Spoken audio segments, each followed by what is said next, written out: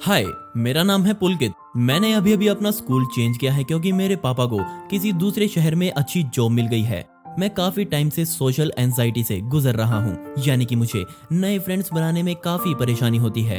यहाँ तक कि नए फ्रेंड्स बनाने के बारे में सोचकर ही मुझे डर लगने लगता है। मुझे लगता है कि वो मेरा मजाक बनाएंगे। मुझे हर समय बहुत बुरा लगता है क्योंकि स्कूल में ओरल पार्टिसिपेशंस के लिए मुझे सिर्फ और सिर्फ 50% ही मार्क्स मिलते हैं, लेकिन पढ़ाई में हमेशा मुझे हर सब्जेक्ट में अच्छे मार्क्स मिलते रहते हैं। इस बात को सोचकर मुझे थोड़ा अच्छा भी लगता है। मैं पढ़ाई में इसलिए अच्छा था क्योंकि हमेशा से मुझे एक अच्छी यूनिवर्सिटी में पढ़ने जाना था, लेकिन मेरे पास मेरे डर का कोई इलाज नहीं था। जैसे कि मैं अपने क्लासमेट्स के साथ अच्छे से बोल सकूं, मुझे अपने क्लासमेट्स की नजरों में बिल्कुल भी बुरा नहीं बनना था। इसलिए मैं अपने नए स्कूल के पहले दिन एक प्लान के साथ स्कूल गया।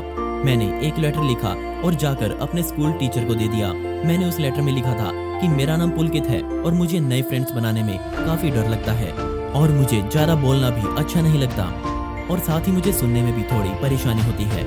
मेरे टीचर ने वो लेटर पढ़ने के बाद मुझसे पूछा कि क्या तुम मुझे सुन सकते हो।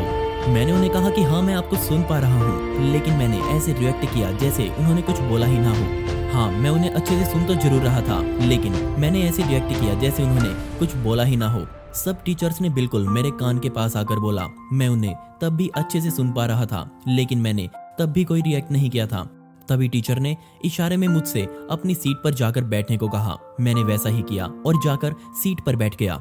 मैं काफी डर गया था। मुझे कुछ भी समझ नहीं आ रहा था। मुझे ऐसा लग रहा था कि मेरा दिल अभी बाहर आ जाएगा, लेकिन सिर्फ इतना ही काफी नहीं था। मेरे सभी क्लासमेट्स को लग रहा था कि मुझे कुछ सुना ही नहीं देता और मैं कुछ बोल भी नहीं सकता, लेकिन ऐसा कुछ भी नहीं था। उसके बाद से मेरे टीचर मुझे सिर्फ और सिर्फ लिखने का काम ही देने लगे और अब मुझे क्लास में सभी बच्चों के सामने कोई भी पावर पॉइंट प्रेजेंटेशन नहीं देनी पड़ती थी। लेकिन अभी भी एक समस्या बची हुई थी। हमारे स्कूल के जिम टीचर मिस्टर गिल, मैंने उन्हें मेरी प्रॉब्लम्स बताई, लेकिन उन्हें इस बात पर बिल्कुल विश्वास नहीं हुआ कि मैं बोल और सुन नहीं सकता। तब मिस्टर गिल मेरे साथ अच्छे से बात करने लगे और अब वो मुझे कुछ ज्यादा परेशान भी नहीं करते थे। लेकिन एक दिन वो चुपके से मेरे पीछे आकर खड़े हुए और मेरे कान के पास जोर से चिल्लाए। तभी मैं बहुत डर गया और एकदम से आगे की तरफ कूदते हुए मेरे मुंह से चीख भी निकल पड़ी।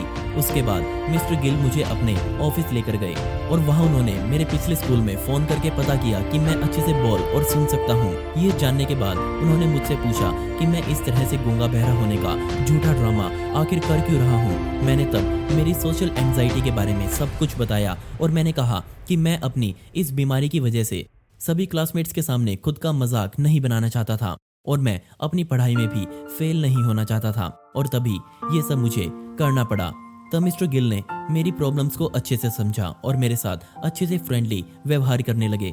उन्होंने कहा कि वो मेरे इस सीक्रेट के बारे में किसी को नहीं बताएंगे और इसके साथ साथ उन्होंने मुझे ये बताया कि मैं सबसे बदमाश बच्चों में से एक हूँ। हाँ, शायद वो सही कह रहे थे कि मैं काफी बदमाश हूँ। अब मैं समझ चुका था कि काफी लोग हमारे साथ आर्ग्यूमेंट्स करते हैं, लेकिन मुझे इन सब से डरना नहीं चाहिए। मुझे उन लोगों से भी नहीं डरना चाहिए, बल्कि उनसे बात करने की प्रैक्टिस करनी चाहिए। लेकिन बाकी के लोग मेरी सोशल एंजाइटी के बारे में कुछ भी नहीं जानते थे। मेरी सोशल एंजाइटी इतनी बुरी थी कि मुझ में इतनी हिम्मत भी नहीं हो पाती थी कि मैं मेरी क्लास में हाथ उठाऊं और अपने क्लासमेट्स के सामने कुछ प्रेजेंटेशन दे सकूं।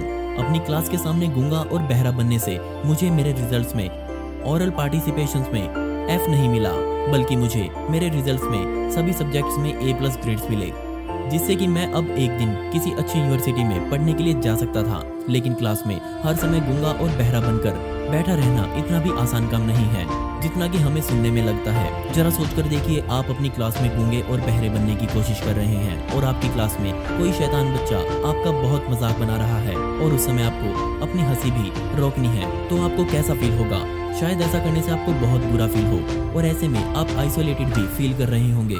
मुझे भी ऐसा करते हुए बहुत बुरा फील होता था, यहाँ तक कि मैं अपने क्लासमेट्स के साथ बोल भी नहीं सकता था क्योंकि मुझे डर था कि कहीं वो टीचर को ना बता दें। लेकिन मेरी क्लास में एक लड़का था जिस पर मुझे काफी ट्रस्ट था और मैं उसे अपने सारे सीक्रेट्स बता सकता था। जब मैंने उसे बताया कि मैं बोल और सुन सकता हूँ, तब उसका मुंह देखने लायक था और मेरे पेरेंट्स तो अच्छे से जानते थे कि मैं बोल और सुन सकता हूँ। लेकिन मैंने उन्हें अपने नाटक के बारे में सब कुछ बता दिया क्योंकि स्कूल में पेरेंट्स टीचर मीटिंग होने वाली थी और मैं नहीं चाहता था कि मेरा शक स्कूल टीचर्स के सामने आ जाए।